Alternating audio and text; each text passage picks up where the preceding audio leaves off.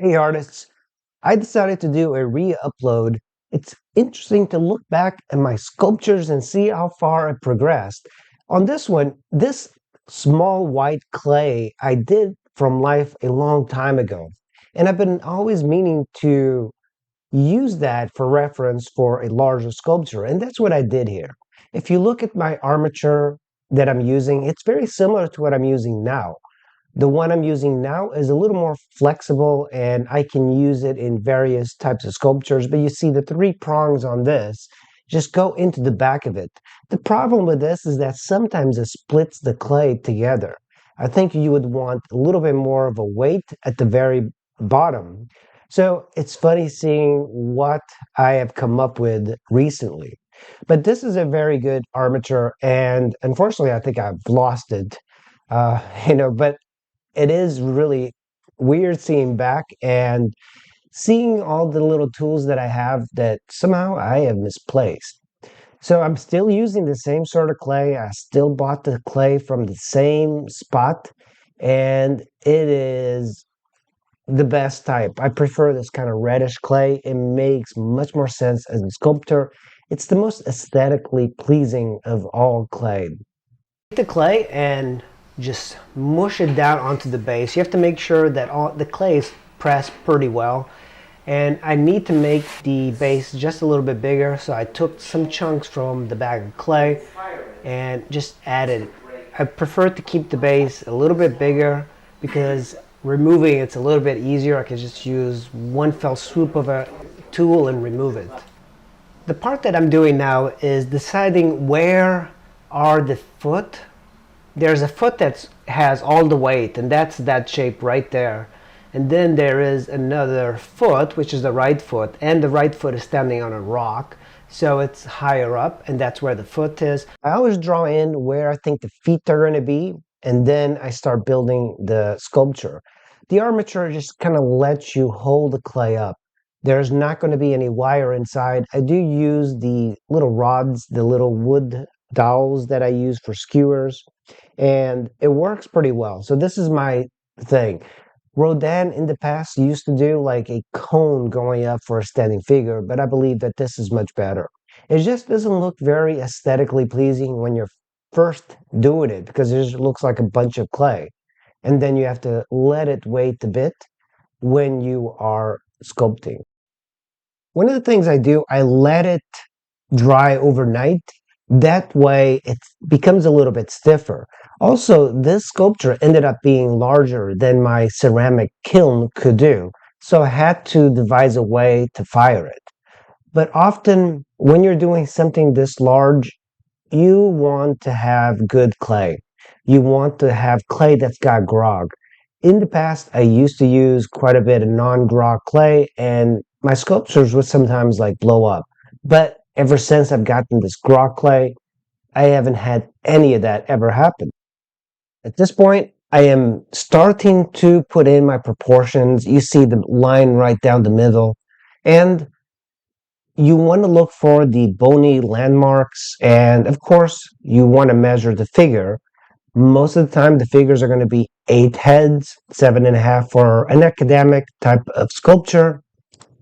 But generally, 8 heads is what the figures tend to be. One of the things I've done is I always measure a middle and I put it down.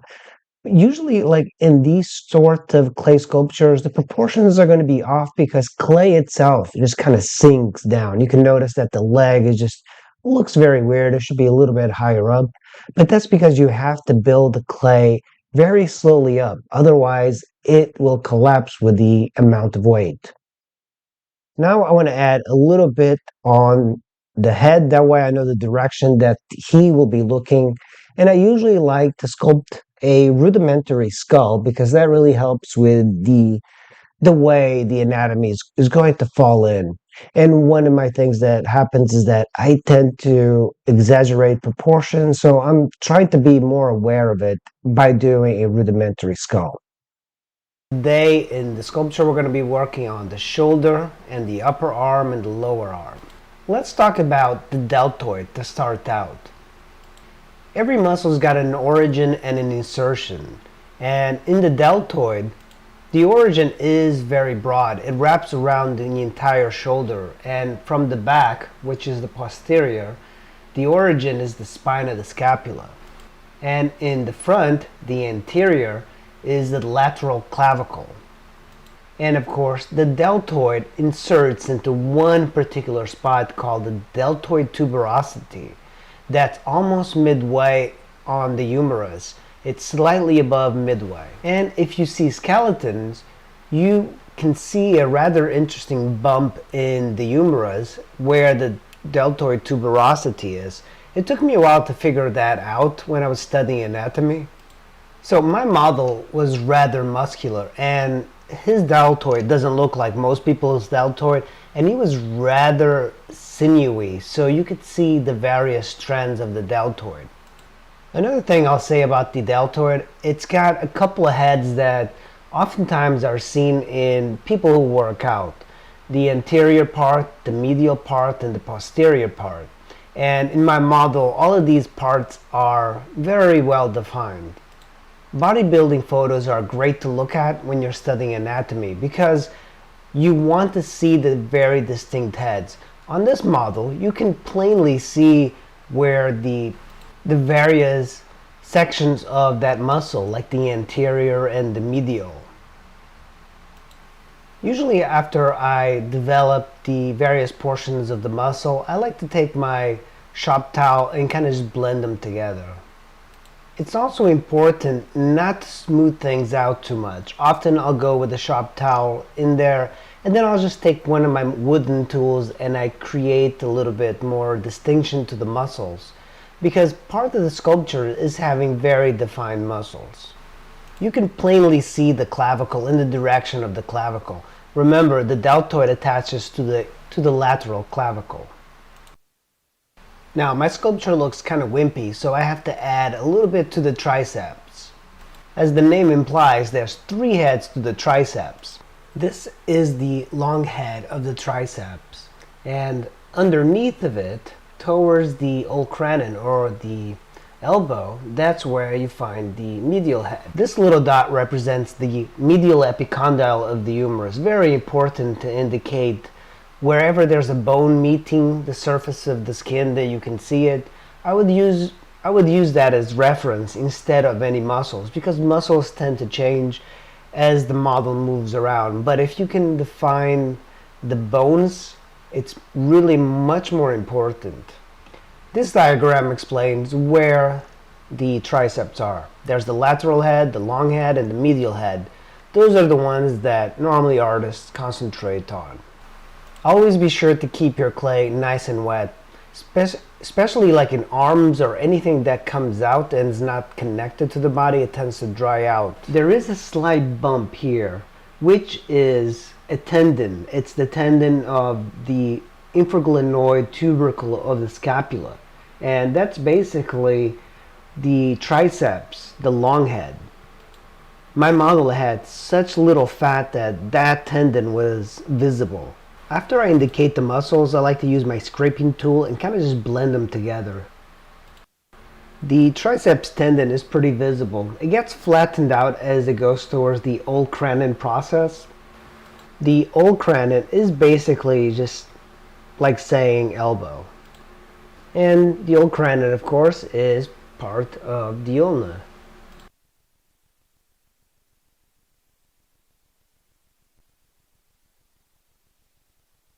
As you work out, you get some pretty nifty neck muscles, and this is the sternocleidomastoid.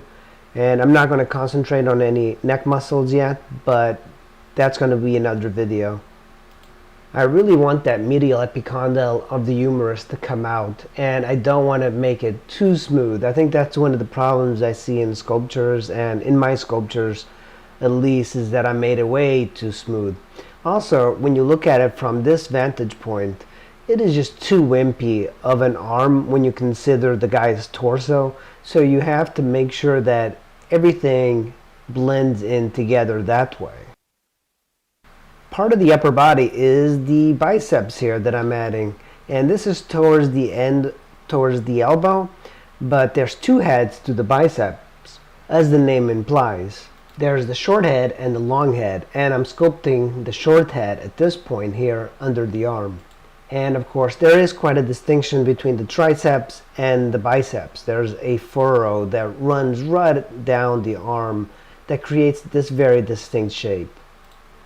Now, the lower arm looks pretty wimpy for a guy that works out 24/7, so let's put some muscles on him. And our model's particularly veiny, but I don't know if I want to include all the veins. What do you guys think? Probably not. It doesn't look very attractive.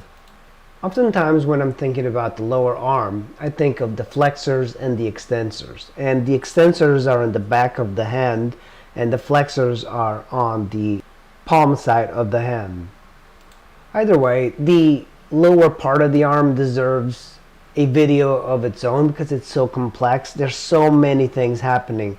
And as our hands rotate from side to side, these muscles shift. So when you're looking at anatomy books, it's a little bit difficult to realize what you're looking at least for me, it's always been that case. But what I look for is where the thumb is and where your little finger is. That's going to indicate where the ulna and the radius is, and that way you can connect all the muscles just from those two indications. This is the brachioradialis, and it's kind of funny when you learn anatomy, you'll learn a little bit of Latin. The name brachio is basically arm in Latin, and radialis, it means you can rotate. It also flexes the forearm at the elbow, and it's also capable of rotating from side to side. So it's a muscle that a lot of people have in their arms that's very, very strong. And normally when you have bodybuilders and people who work out a lot, that muscle is very prominent. In this sculpture, working on the lower arms is a little bit tough because the lower arm creates some support for the sculpture because it is connected to the body. That arm is supporting a lot of weight. Also keep in mind that the humerus shouldn't be looking kind of bent, and you have to work on your sculpture from various points of view. And oftentimes people work on sculptures just from one point of view and they never go to the other side. From this point of view now, I can see that my arm is completely way too thin. Compared to the muscles of the deltoid, you cannot have a person like this that has tiny little arms because one works out the other.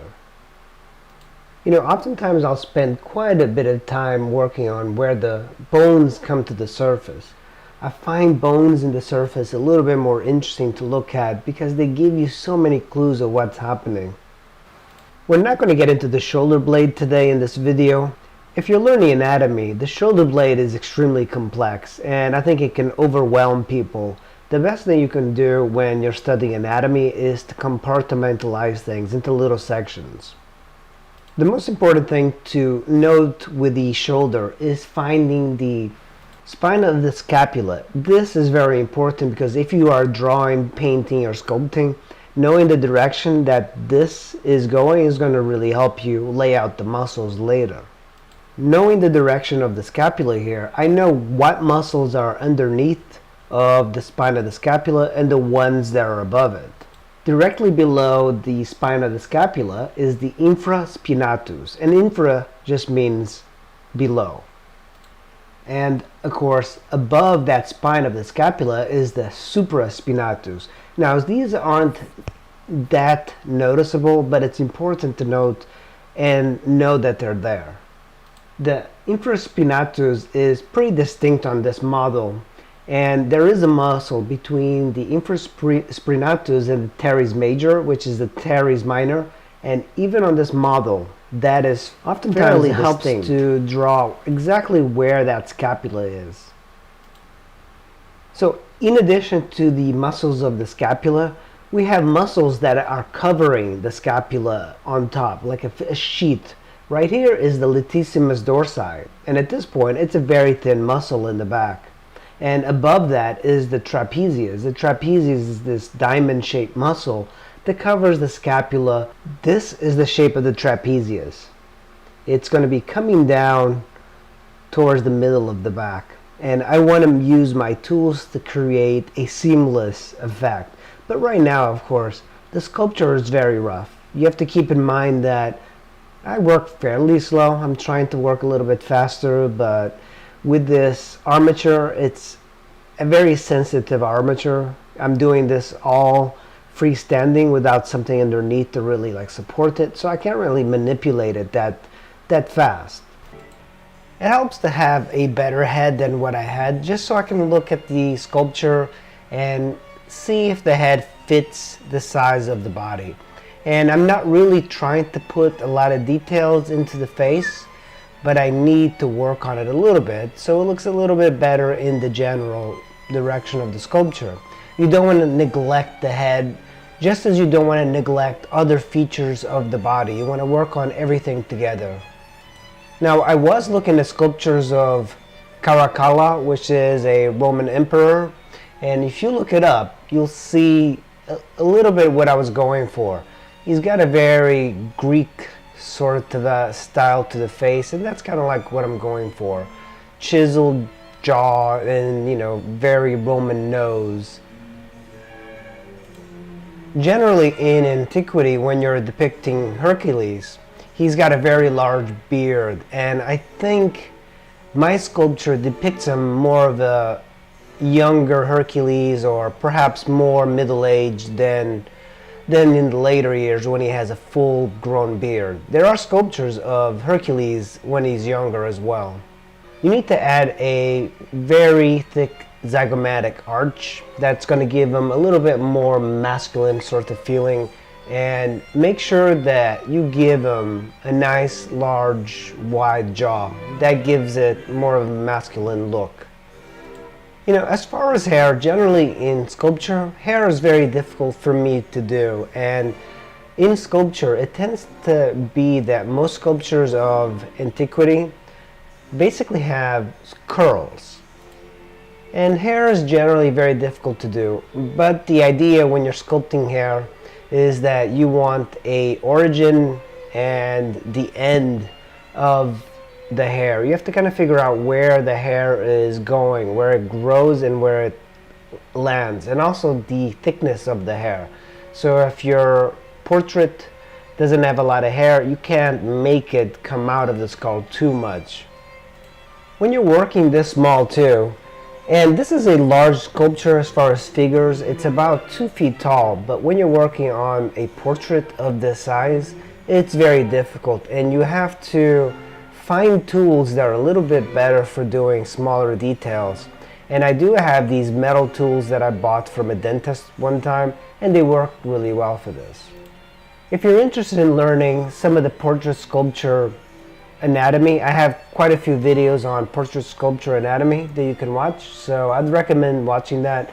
I will be going over a little bit as I finish the sculpture of the anatomy of this, but the head just has so many muscles, and the muscles are so minute, and everything adds to the character of the sculpture, so you have to really learn anatomy to do it well. But the idea in portrait sculpture is that you want to learn to sculpt the skull first and then add muscles on top of it.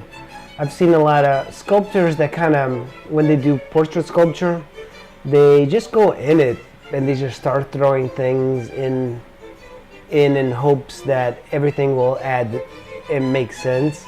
But for me, I try to be a little bit more systematic with my sculpts.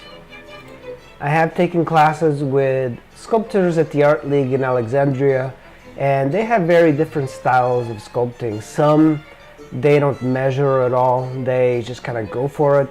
I am more of the school that I prefer to measure and get my accuracy that way. At this point, I want to make an indication of where that zygomatic bone is, and doing the eyes and things like that is very difficult. I think I'm not going to carve in the eyes. There are many different ways of sculpting eyes, as most people probably have noticed from antique sculptures. Now in this part of the sculpture, I am switching tools, and I'm going to be using a scraping tool to scrape away some of the imperfections of the head. And this is not about creating texture at all.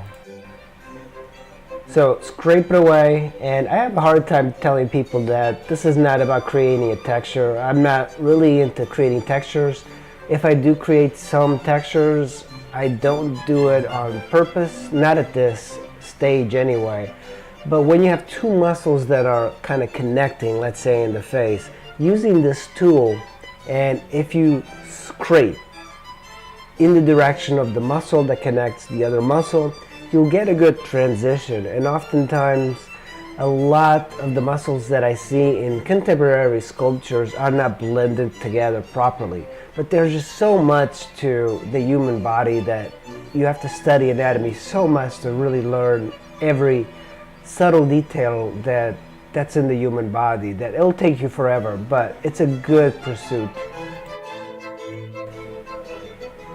I do have a smaller scraper as well for some of the details, and now at this point I use my cloth to kind of blend things together and see how it would look with more of a finish. I actually don't mind this sort of rough finish to the head, but I generally like to use the cloth to smooth things out a little bit, and then I go over it with my other tools again. Heads of that muscle, the medial head is a little bit longer than the lateral head. For the lateral head, the origin is the lateral condyle of the femur, and that inserts into the Achilles tendon. And then the medial head of the gastrocnemius, the origin is the medial condyle of the femur, and it attaches to the Achilles tendon. These bony landmarks are the malleolus. This one here is the medial malleolus, and it's a little bit higher than the lateral malleolus when you see it from the front. Always important to keep that in mind. One of the things I'm going to be doing in this video is working on the structure to hold up the figure, and I decided to use a skull motif to build up the platform. And this is going to suggest all the people that he has killed over the years. So he's going to be resting on top of a mound of skulls. Well, that's the idea anyway.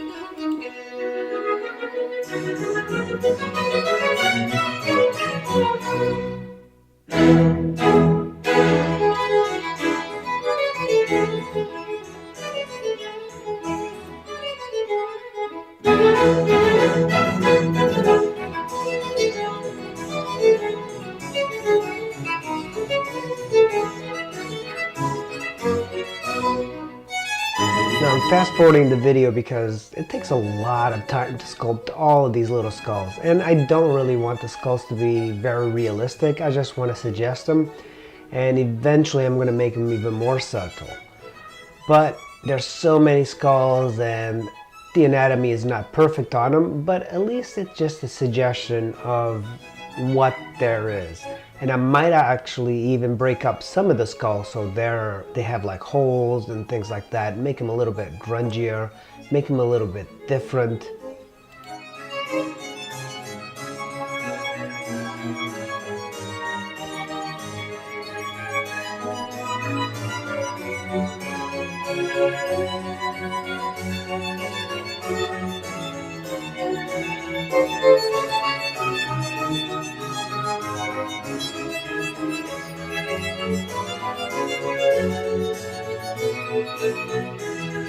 I also wanted to include some anatomy in the foot because I think it really will help a lot of artists.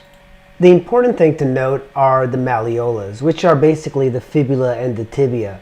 There are these two bony landmarks on the side. They're essentially the ankles, the bones that protrude out. And keep in mind that the lateral malleolus is further down than the medial malleolus. The foot has got a lot of tendons that affect the surface of the foot, and oftentimes those tendons look like muscles. But I think it's important to know which tendons there are. There's tendons that lead to each toe. You have the extensor hallucis longus tendon, and then you have the extensor digitorum longus tendon. They are basically going to the toes and they create the action in the toes. We also have the bends of the Achilles tendon, the inferior extensor reticulum, and the inferior peroneal reticulum. All of these tendons affect the surface. Just keep that in mind. Also, there's a lot of bones that are coming to the surface in the foot. So that's another thing you have to keep in mind, including the malleolus, which are the fibula and the tibia. And when you look at it from the front, you're going to see that the fibula side, or the lateral side, is a little bit lower than the medial side. In the future, I plan on doing a full-length video showing the anatomy of the foot and various parts of the body. I often think that it's best to take very small sections of the human body to learn anatomy. So, you can start with the torso and from there. The feet, hands are extremely difficult to learn because there are so many moving parts in there, including tendons that affect the geometry. The foot is taking shape, and I'm using this tool that I like to use to curve the toes around.